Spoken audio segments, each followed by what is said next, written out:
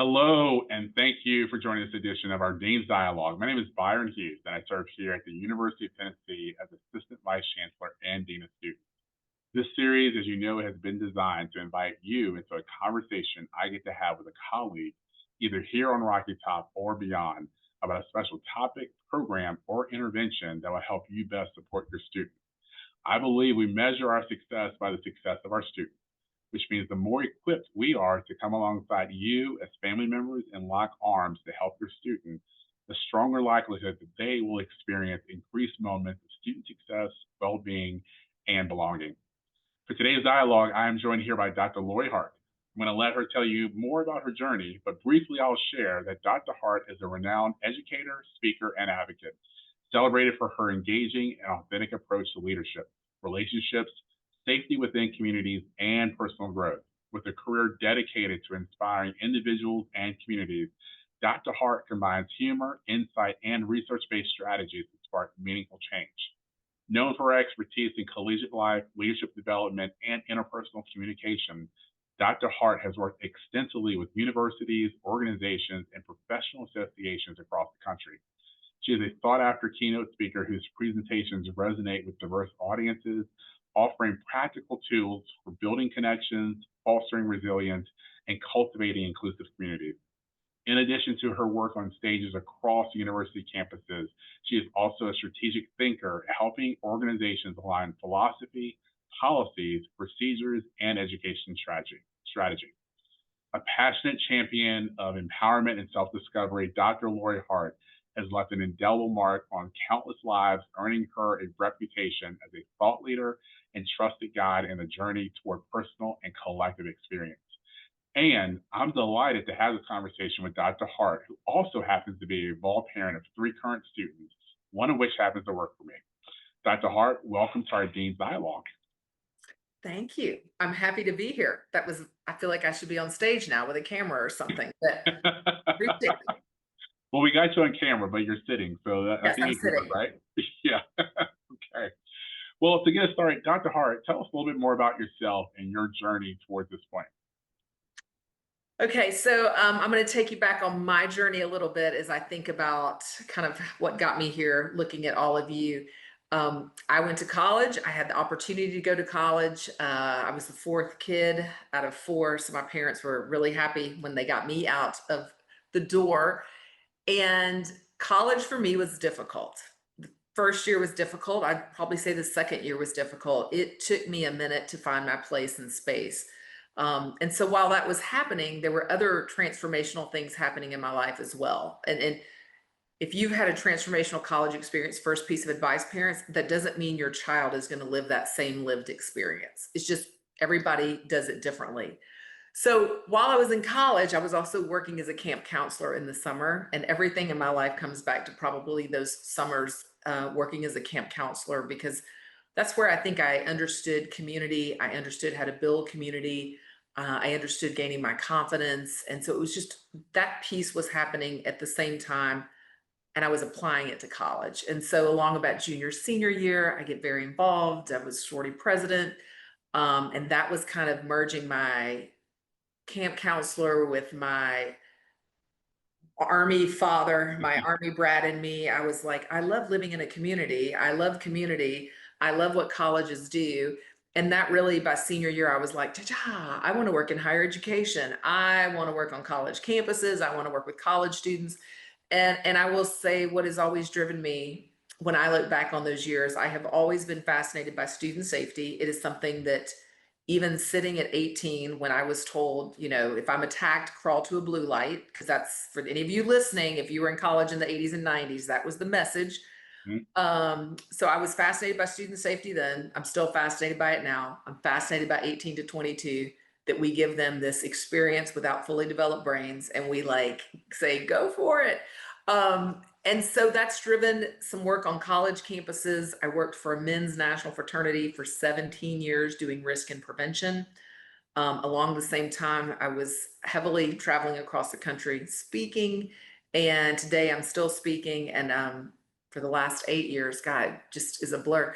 I worked for an insurance broker who we do work with over 220 fraternity and sorority clients. So education work with national, international groups. And so it's been a ride of a career. I've loved it. But I think this idea that community and safety, when I look back to my 18-year-old self, those were the things that I've been chasing the whole time. Wow, that's incredible. Thank you. You know, it's interesting when you talk about student safety, and certainly when our parents are thinking about this, that can go in many different directions, right? From the what is it like at on the campus, so that a student knows where they can go if they're walking through campus and it's dark, or how they contact someone. But then also the other aspect of that safety, of course, is in the space of as they're joining these little communities around campus, how will we know they're going to be okay? And clearly, when we think about that, we think most about student organizations, and usually what comes to mind most is Greek life. But it certainly extends, as you know, we've learned throughout our careers, to any type of student organization where that 18 to 22-year-old group is coming together with underdeveloped brains and minds and life passions, trying to make things work and that sort of thing.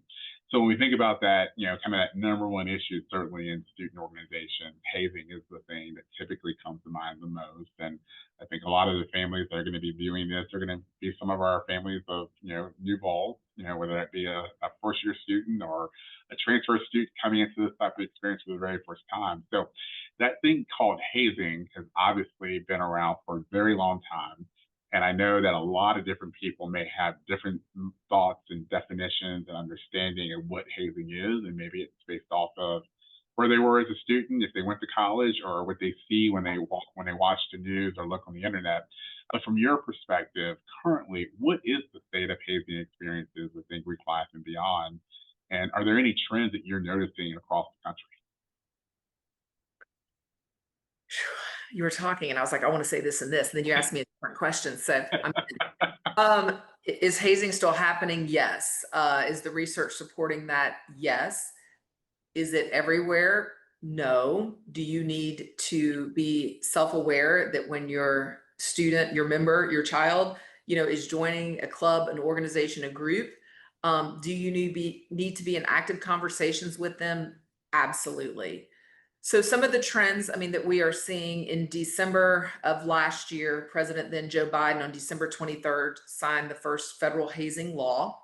Up until that point, state laws have existed around hazing, and certainly in states where we've seen big, egregious, awful hazing deaths, that's tend to see where we see the state law pop up.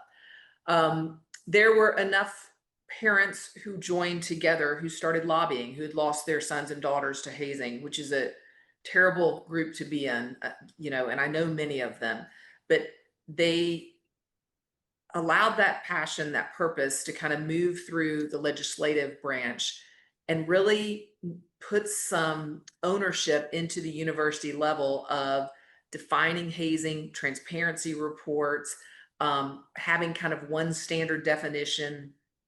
And so what this federal law ultimately does, it does nothing for people listening other than institutions of higher education now kind of are at this safety place, and this safety report that you all push out every year.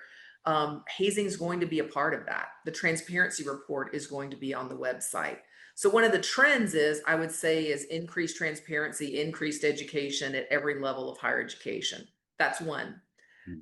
I would also say, because this is an SEC institution that you are in, one of the trends that I have observed in the SEC, because I go everywhere, so I'm not saying at Tennessee, and I'll do my at Tennessee at the end. National, international organizations, in response to egregious hazing, their response has not been sometimes to fix it, because how do we fix a public health issue? But the response has been, how do we shorten it? Mm. So we have seen at the national, international level, for any of you whose students are joining a fraternity or a sorority, it's pretty transparent on the website, like what that initiation period looks like. You need to know what that is. And if you don't, you should ask. It could be 3 days, it could be 6 weeks, but most groups have shortened it to a less than 6 weeks. Now, in the 5, 6, 7 years ago, we were calling this a new member education period, but somehow in this mind head, this is my observation, people have moved this into this term pledging. right? Like we're going to pledge, Mhm. like we're going to pledge. It's almost become this verb, and the verb insinuates in the next 6, 7 weeks, you're going to pledge. Now, I've seen parents post things. I am on parent Facebook groups. I have gone after parents politely to say like you are giving the wrong information about what the new member process is, but they do believe there's a lot of insights or this pledging is I'm supposed to get through something and my time can be controlled, my every action can be controlled, what I wear should be controlled. And I'm going to tell you that the University of Tennessee, the federal law, like Lori Hart, like joining an organization should have meaning and purpose, but it should also be transparent. Right. And it is no shock to me when I go on the University of Tennessee website today. I was just playing around how to report hazing. I don't see it in one section, I see it in like 5 sections. Mhm. Like, and that you don't often see that. So, parents, if you're confused about what the university expects of you, what Dr. Hughes expects of you, what the whole fraternity sort of life staff, the ROTC, the band, like let's name all the good people at Tennessee, they expect you to report behaviors when people are mentally, physically, and emotionally harming your child. And at the end of the day, they are your child, and you have some moral compass to do the right thing, even if it's a hard thing. Yeah, gotcha. And then and finally, the other trend, though, the good trend that I leave people with is there's a group out there called the Piazza Center. Tons of hazing resources there. Steve Veldkamp, who runs it, I mean, he will be remembered forever as a thought leader working in prevention science. And I'm privileged to know him. I call him when I need him my help. I'm like, what does this mean? But he does a study. They're doing like these cohorts of this study called What Works, and Tennessee was in, I believe, the last cohort, and I was doing some work in that What Works study. And all they really look at is tell us everything that you are doing. And it was all the SEC together. Mhm. And I have kids in all, friends' kids in all the SEC schools. So I kind of get the earful of what it's like elsewhere. And it was no shock to me that in this cohort of all the SEC schools, Tennessee was doing the most around hazing initiatives. And you all should be proud of that. Your staff should be proud of it. Parents need to hear that because what you are doing is a large institution, I think is really important. And sometimes I think the work you all do feels to me like a small private institution because you are drilling this stuff down so Yeah. well. So the trend is sure, there might be the term pledging out there. The trend at Tennessee and the expectation is report hazing and Yeah. don't allow it. Well, and I think, to that point, right? I mean, one of the things that we're interested in here is what does it mean to be healthy, right? So it's not just we're not doing what we're doing here for the sake of just about compliance and making sure that groups are following policies. Now, yes, we are talking about policies, we're talking about compliance, but we're talking about what does it mean to build a healthy, safe experience, what it also means to build a meaningful and what could be considered a transformative experience. Mm, Because we know certainly through joining these organizations, again, particularly from fraternities and sororities, this is lifetime membership. And, what you're doing should be setting you up for something that you can find value in for the rest of your life, not just for the time that you're an undergraduate in college. So that has been pretty important to us. And transparency has been one of those ways that we've been able to do that. I've been, we've been in the midst right now, currently at this point in time. Though this might be seen, who knows when by people, but at this point in time, we are in the midst of move in and we're engaging with families and students. And I've told every single family member and student that I have met that is thinking about this joining experience, ask questions, let us know what you need to know, and we will tell you what you need to know. We're not going to hide or hold anything back. So I think that transparency piece is really, really important. I'm wondering, Dr. Hart, when you think about that transparency, so our parents are out here and they are looking up information about these organizations, whether it be here at Tennessee or what they might find as they are utilizing the Google machine, or they're talking to their friends about what their students have gone through, or maybe they're understanding a little bit more about what does this new member experience look like in terms of length of time or intake experience. If it's our National Panhellenic Council organizations, historically Black fraternities and sororities. But as they're learning all of these things, what then are probably the three most important, questions that family members should be having with their students when they're engaging in the discussion about joining in membership, and whether that is specific to Greek life or any organization for that matter. I'm not sure if it's questions. I'm going to say this. I think maybe some thinking points maybe for parents is college is not like college was when you were there. If you had the opportunity to go to college, many of you are probably around my age, and college has gone up 391% since 1990. So this is it's an investment. Mhm. And also, we still know in this country that the number one way for people to get ahead is to get a college degree, even though it's gone up 391%. Think about that. So I think when you are working with your son, daughter, you need to work with them like their investment banker. like, like this is, this is, you've worked hard, even if they're on scholarship, like this is an investment, and how you do these years matters. We know that from the Gallup Purdue work. It's not where you go to college, it's what you do when you get there. We know today the number one way to get a job out of college in this horrible market, you get it in that summer internship between junior and senior year. Mhm. So things look a little bit different. So I'm not sure the question, but you need to help work with your child on the investment of college Mhm. and what that looks like. You are not their everyday parent cooking for them, but you are the parent who possibly provides their car insurance or provides their phone, or like if you need to make it uncomfortable so they understand the investment, I'm still good with that as a parent. But I also think, to this question, I think you have to check your tolerance for this public health issue of hazing and or alcohol. Like you need to check your tolerance for what you believe to be acceptable based on what you know, what you've heard, who you're actually listening to as the expert, um, and what happened to you if you ever have joined an organization where you were hazed. And a lot of times people's tolerance level sits at, and it's very subconscious, but it sits at, well, it happened to me and I'm fine. Mhm. But you are talking about two different games sometimes. And so checking your tolerance for that is going to be critical, because if you see college as an investment, and if you see college as a place where students should be treated with safety, then it allows you to have healthier conversations. My conversations with my son who joined a fraternity um, were very transparent. I've worked in this industry my whole life.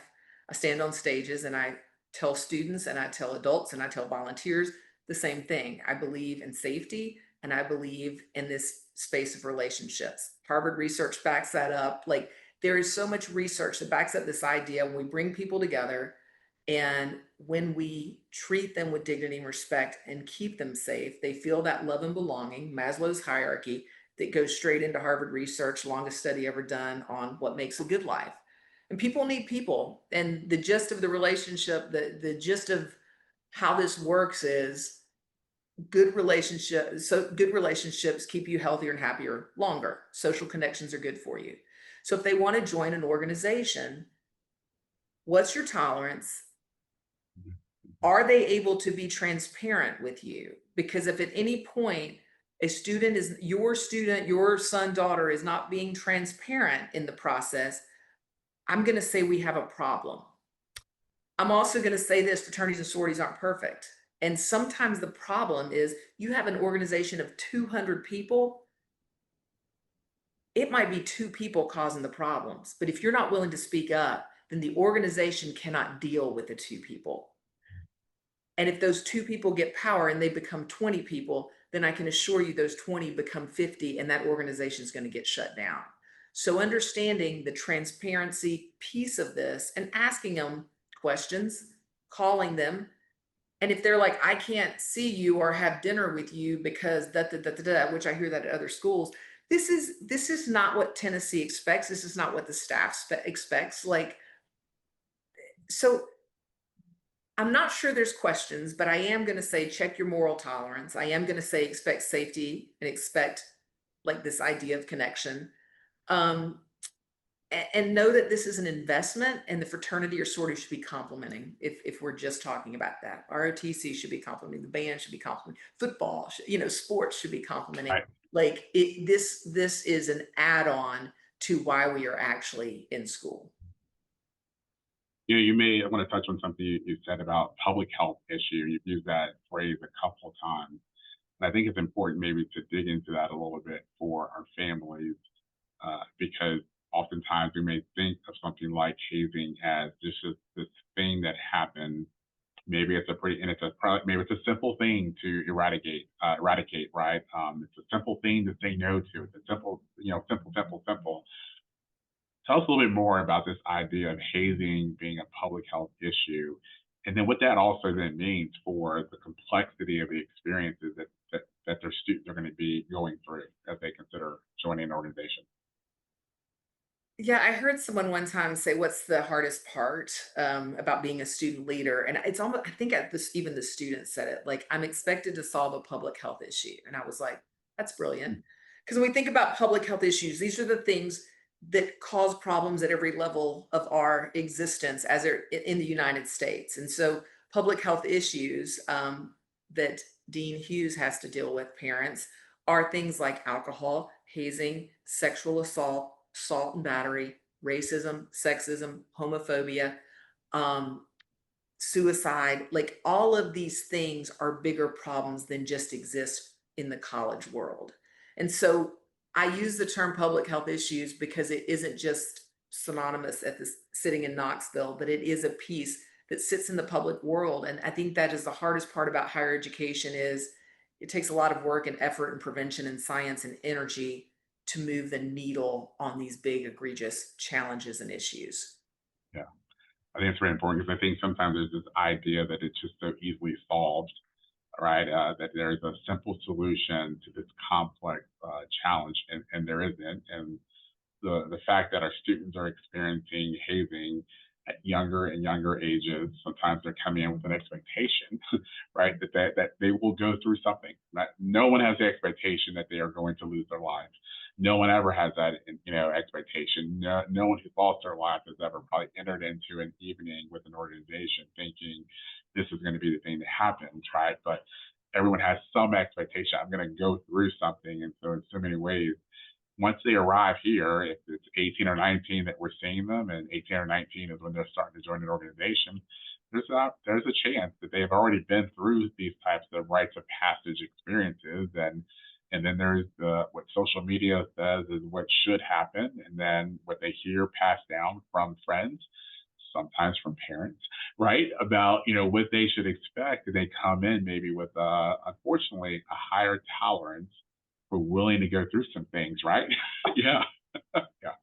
I just went to bat on a Facebook parent group, not at this institution, but at another one where I happen to attend. Um, Begins with an A, ends with a burn.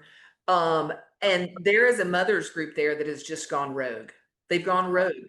And so I snuck in literally just to capture information to make fun of them in front of other parents, like, because I really want to be a stand up comedian and make fun of parents, but not today. And so this mother listed this long, what pledging is and what their son's going to do and what you're going to do. And I literally went in and I'm like, and here's how to report hazing. I got deleted and I got kicked out of the group. So I decided to go to Mama Town. I went to the Mom Mafia and I said, like, you're really doing a disservice for the tolerance because Yeah. parents are reading you over the federal law. Parents are Mm. reading you over the Auburn website. Parents are reading you over the Auburn IFC site. And she was like, well, this is just us for da, da, da, da, da. And I said, no, you have, I said, when the male suicide rate is 4-to-1, men to women, and you have just put in a paragraph that men will have sleep deprivation, that they will not be able to call you, that they will not be able to do this, that insinuates they can't go to their counseling appointment to me. Like, Mm.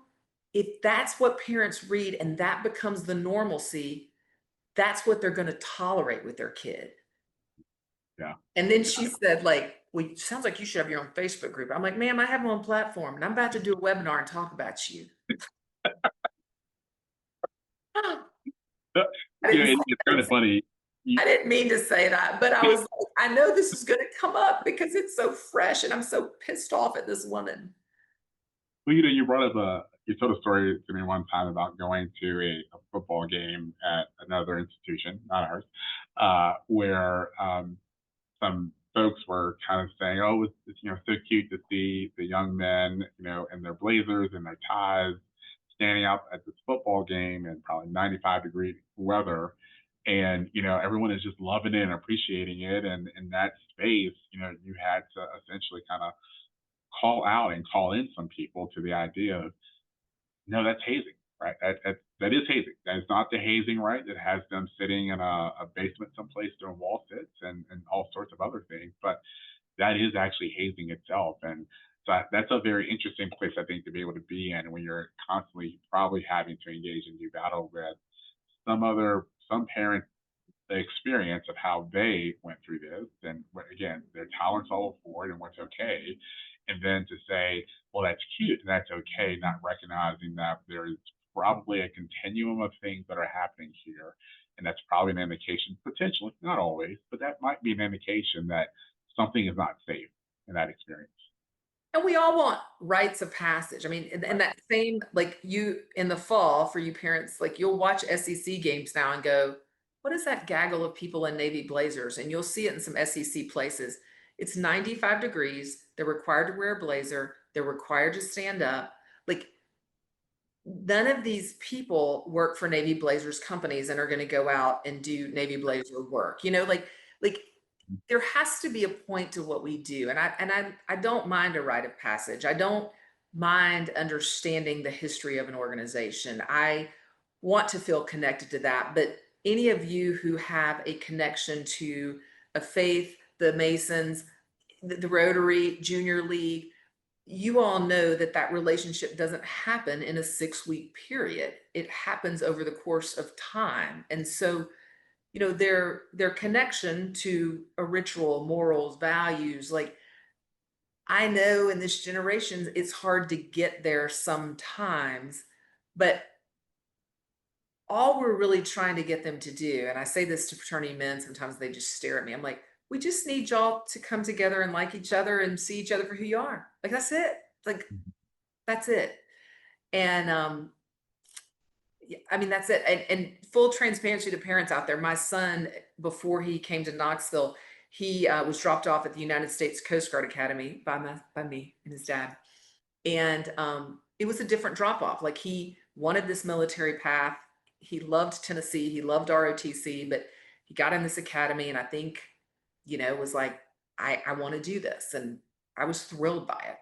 But I remember as I was going around to all these academies, there would be moms like, oh my God, they're having to march on the side. Oh my God, they're having, I'm like, well, I don't see any cocaine. I don't see any, like, I'm like, this place is awesome. But we get there and they have a 7-week period, a summer period, and every military academy has this thing. And the superintendent stands up and he is a brilliant, well-spoken thought leader man. And he says, week one, look around.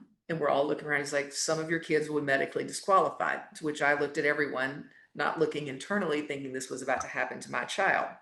But he said, week 2, 3, and 4, he said, we are going to ramp up the stress. And he said it. He said, we're going to ramp up stress to a point they do not have ever probably experienced it. He said, but then we're going to introduce leadership, and then we're going to introduce perseverance. He said, we have to do this because they're going to serve our country. And 1% of the world, of the United States, serves our country. They have to know what to do in stress. As a parent, I was fine with that because it matched the mission.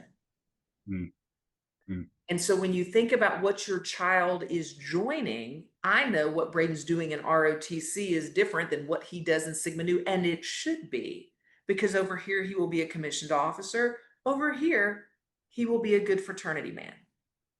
And mm. so just keep the mission of what this thing is in front of you as you're thinking about it through your child's lens. Great advice. Great advice. Well, shifting gears a little bit, so not to age you at all in this journey that you have been on, but for nearly 3 decades, I think I get that number right. You've been building effective risk management strategies that create a hazy-free culture on campuses. I'm wondering though, how has that perspective been impacted now by your newer role, and you just referenced it as a mom of a student that is both ROTC and Greek? So for so long it's been educator, professional, thought leader, and now it's mom, that's having to engage this through, your son's experiences. How's that shifted for you or been impacted? It was hard. It was, it's hard to be a mom when you think you know something over here. So I've dealt with big egregious hazing deaths. I've been deposed. I've sat with men who have cried, with little empathy some days about how they've treated people. I've also had the big success stories in big schools where leaders choose to be in relationship with you and have stopped things. Like I have this spectrum of stories, and I believe in all of them. When people are in relationship with each other, they do better. So um, he starts this, after the Coast Guard, then now we're doing the second drop off, which meant me, I just dropped him off. I was like, see ya. Like it was like second drop off. And he starts ROTC. And I thought, well, that's probably going to be enough. Like it is a time commitment. He is on a scholarship. I know how his brain works. This will be enough. And about November, he's like, I want to join a fraternity. And I'm like, what? What?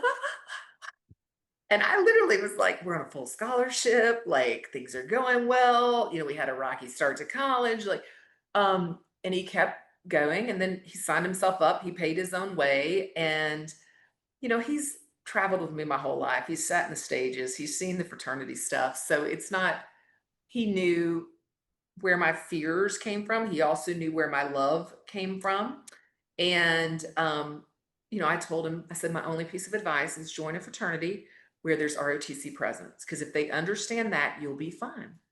So on midday, he calls and I'm like, how many ROTC people? And he's like, 0. And I'm like, fantastic. Like that's a lot. And he used his power. I don't know the full story and I don't mind sharing it. I don't hope he won't watch this, but day 5, he kind of had to go in with the president and the new member educator and say, I don't think you fully understand my ROTC commitment. He owned his own power. And that's when I knew I had done my job a little bit. And he told me after, he didn't tell me. And it was very vague. I mean, it was like probably a 30-minute conversation. I got 12 words, but I was like, he's like, I went and met with him, told him I couldn't do it. They asked what it was. We established. So, kudos to a chapter president, a new member educator who saw him, who heard him, and who supported ROTC, because ROTC is the boss. And I've always said, like you need to remember who the boss is. And one day he said, it's you. I'm like, that would be the Army. The Army is your boss. So they respected who the boss was. And that then he went through his experience, got initiated. Now he's risk chair. I'm like, are you crazy? Like why do you take the hardest job as soon as you get initiated? But now like you see, like it's so fun for me to see the lights go off, just the ability to find his place and find meaning and find new friends and find the social. I mean, college should be a